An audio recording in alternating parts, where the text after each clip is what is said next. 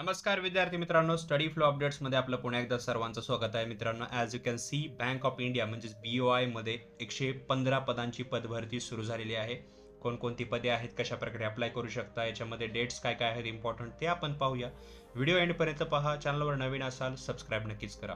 तर मित्रांनो, as you can C 109 पेजेसचं हे ऑफिशियल PDF आहे बँक ऑफ इंडियाचे. याच्यामध्ये जे ॲप्लिकेशन आहे त्याची डेट स्टार्ट झालेली आहे, स्टार्ट होत आहे 17/11/2025 पासून, म्हणजे 17 नोव्हेंबर, आणि लास्ट डेट आहे 30 नोव्हेंबर 2025. या मध्येच तुम्हाला याच्यासाठी ॲप्लिकेशन करायचे आहे. त्याचबरोबर एज आणि क्वालिफिकेशन बघायचं आहे, रिलेव्हंट डेट तर 1/10/2025, आणि टेंटेटिव्ह डेट बघायचे असतील ऑनलाईन एक्झामिनेशनच्या तर त्या लवकरच वेबसाईटवर ज्या आहेत त्या सांगितल्या जातील after completing all the forms. जेव्हा याची सबमिशन डेट संपल त्यावेळेस तुम्हाला हे जे आहे टेंटेटिव्ह डेट्स पण कळून जातील. आता त्याच्यामध्ये कोणकोणत्या पोस्ट आहेत किंवा वॅकन्सीज आहेत, त्याचबरोबर रिझर्वेशन आहे ते तुम्ही पाहू शकता. आता याच्यामध्ये तुम्ही रिझर्वेशन आणि एज जे आहे ते पण इथं समोर पाहू शकता. सर्वात लास्टला तुम्ही जे आहे मिनिमम एज आणि मॅक्झिमम एज पाहू शकता. अकॉर्डिंग 1/10/2025 पर्यंत तुमचं एज तेवढं असलं पाहिजे. त्या 28 पेक्षा कमी आणि 40 पेक्षा जास्त नसावे. काय काय पदांसाठी 42 आहे.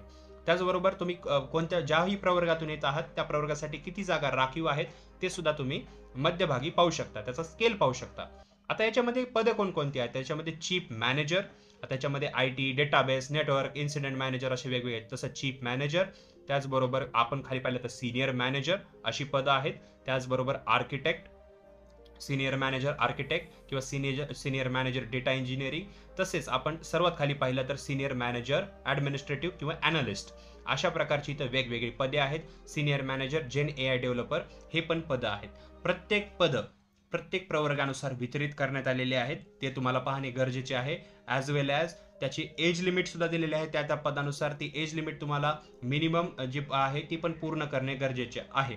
मिनिमम 28 आहे, मॅक्झिमम काही काही पदांसाठी 42 आहे, काही पदांसाठी 37 आहे, काही पदांसाठी 40 पण आहे, 40 पण आहे. त्याचबरोबर अजून पद आहेत जसं लॉ ऑफिसर्स, मॅनेजर हे पण पद याच्यामध्ये दिलेले आहेत, आणि त्यांच्यासाठी सुद्धा रिस्पेक्टेड जे आहे ती एज लिमिट आणि त्याचबरोबर प्रवर्गानुसार पण दिलेले आहेत, त्यांचे पद दिलेले आहेत आणि स्केल पण दिलेला आहे. तो स्केल पण तुम्ही स्क्रीनवर पाहू शकता. मित्रांनो, 30 तारखेपर्यंत तुम्हाला अप्लाय करायचं आहे यासाठी. आता काही ॲब्रिव्हिएशन्स दिलेले आहेत SC ST OBC या प्रवर्गातील विद्यार्थ्यांसाठी. तसेच जे पर्सन्स विथ बेंचमार्क डिसॅबिलिटी जे PWBD स्टुडंट आहेत त्यांचे सुद्धा इन्फॉर्मेशन दिलेले आहे. त्यांना सुद्धा दिलेलं आहे की कशा प्रकारे ते त्यांचं जे आहे आरक्षणाचा उपयोग करू शकता किंवा काय एलिजिबल होतं, काय एलिजिबल नॉन एलिजिबल आहे ते. आता याच्यामध्ये पे स्केल तुम्ही पाहू शकता. मिडल मॅनेजमेंट ग्रेड स्केल दिलेला आहे. 2, 3 आणि 4चा तो ग्रेड स्केल पाहू शकता. त्यानुसार इथं स्केल दिलेला आहे प्रत्येक पदासाठी. एलिजिबिलिटी क्रायटेरिया पाहूया. तर मिनिमम तुम्हाला एलिजिबिलिटी जे आहे इथं क्रायटेरिया दिलेला आहे तो कंप्लीट करायचा आहे, जो आहे नॅशनॅलिटी. तुम्हाला इंडियन नॅशनॅलिटी असेल और नेपाळला असेल किंवा भूतान असेल किंवा तिबेटियन रेफ्युजी असेल, हे सर्वजण याच्यामध्ये अप्लाय करू शकता. बरेच मला वाटतं की हे सांगायची काय गरज आहे. तर इंडियन नॅशनॅलिटी 99.9% लोकांची इंडियन नॅशनॅलिटी असते, पण काही पदं जे असतात ते नेपाळ नॅशनॅलिटीज वाले पर्सन्स, तसेच भूतान नॅशनॅलिटी वाले ते सुद्धा कॅन्डिडेट्स याच्यामध्ये अप्लाय करू शकता. ॲज वेल ॲज ते तिबेटियन रेफ्युजीज आहेत ते सुद्धा याच्यामध्ये अप्लाय करू शकता.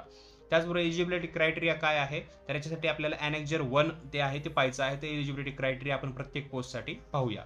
याच्यामध्ये काही नोट्स दिलेले आहेत, जसं की तुम्हाला मॅट्रिक्स पास करणं, म्हणजे तुम्हाला जे ग्रॅज्युएशन आहे ते पास करणं गरजेचं आहे. मिनिमम त्याच्यामध्ये एवढे मार्क्स असले पाहिजेत. त्याचबरोबर एज रिलॅक्सेशनबद्दल तुम्हाला माहिती असली पाहिजे, जसं की as per act SC ST या प्रवर्गासाठी 5 वर्षाची सूट असते.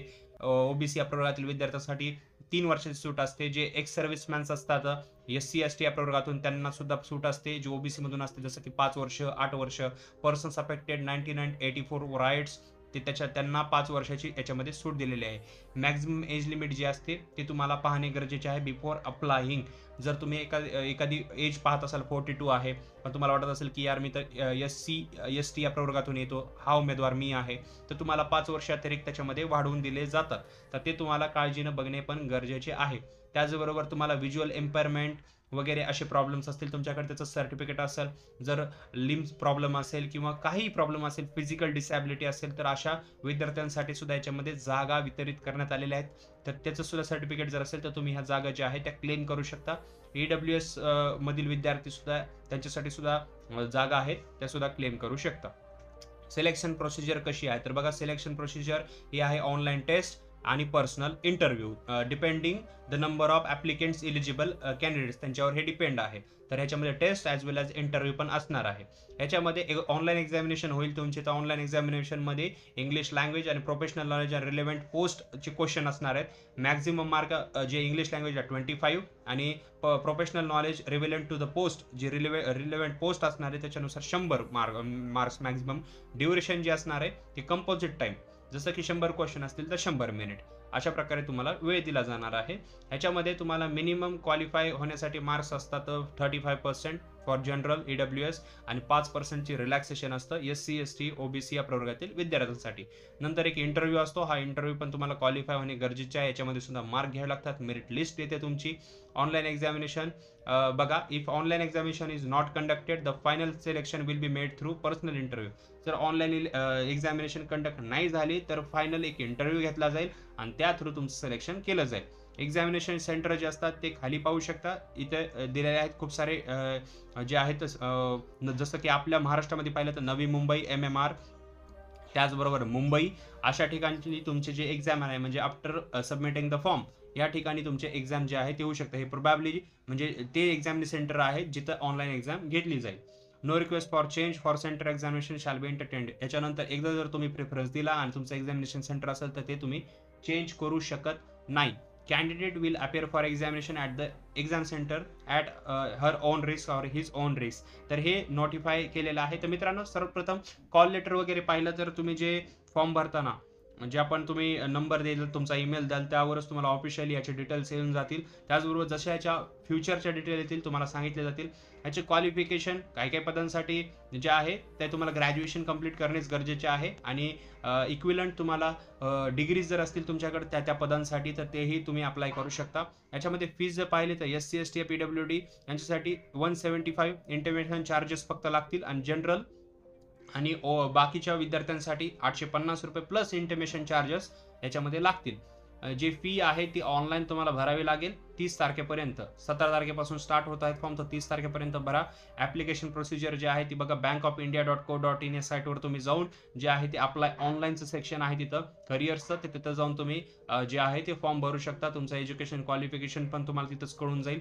त्याचबरोबर तुमचे डॉक्युमेंट स्कॅन, तुमचा फोटो अपलोड करणं, तुमची सिग्नेचर अपलोड करणं, सगळ्या प्रोसेस तिथं आहे. त्याच्यामध्ये डू अँड डोंट्स पण दिलेले आहेत. सिग्नेचरची साईज काय असली पाहिजे, फोटोची साईज काय असली पाहिजे, ते सर्व काय याच्यामध्ये दिलेलं आहे. लेफ्ट थंबचं impression, hand written declaration, image, तर हे सर्व जे आहे ते फॉर्म तुम्ही म्हणजे हे जे दिलेले आहेत, नियम दिलेले आहेत त्या अंतर्गतच तुम्ही फॉर्म भरला पाहिजे आणि त्यानुसार भरा आणि तुम्ही तुमचं एज्युकेशन क्वालिफिकेशन बी डायरेक्टली पोस्टनुसार तिथे पाहू शकता. तरीही तुम्ही कॉमेंट सेक्शनमध्ये आम्हाला विचारू शकता, तुमचं एज्युकेशन क्वालिफिकेशन सांगू शकता जर तुम्ही याच्यामध्ये इंटरेस्टेड असाल तर.